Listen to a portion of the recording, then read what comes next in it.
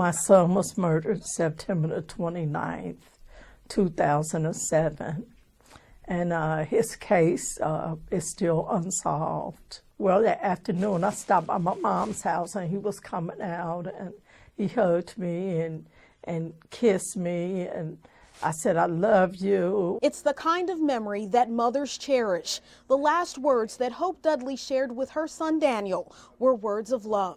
Dudley holds on to that memory. She also won't forget how she found out he was murdered. That night he went to the Ritz nightclub. He hadn't been out in a while, so he went out that night. And one of the guys that was with him had a beef with another guy, and my son just happened to be at the wrong place at the wrong time. Daniel, who everyone called Chaz, left behind many family members who loved him, and he was a father. He has a daughter that was only 9 months old that's now 14.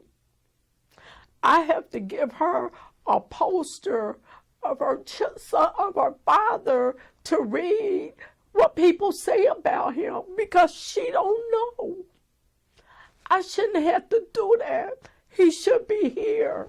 Police gave Miss Hope this flyer to pass out to help with the investigation, but she decided to make her own with Chaz's picture.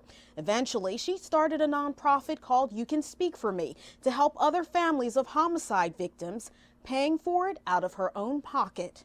I was working at night at the post office. I was working at a beauty salon, and I also worked part-time at a funeral home in order to start the organization. Through the years, she's watched other families get justice, but for the woman who's done so much for so many people, the wait for answers goes on. My son would have been 40.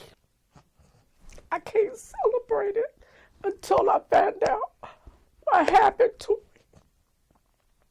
me. You know, I tried to explain to his children every time they do something. They'll say, Grandma, what you think my daddy will say?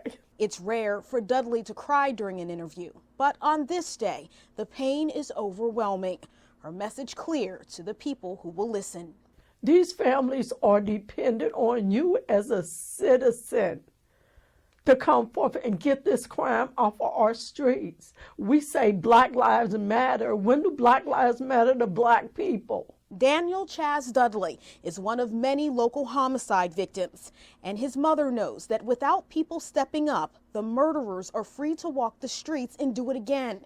And before that happens, she's hoping that people holding on to information about homicides will do the right thing, give these families some peace, and the long wait for justice will end. Sometimes people see you on the street and they think you this giant and you strong. No, I'm still wounded. My heart still aches for my child. I've literally grieved myself to where I have a pacemaker now. I need you to come forward and say what happened. My family needs you to come forward.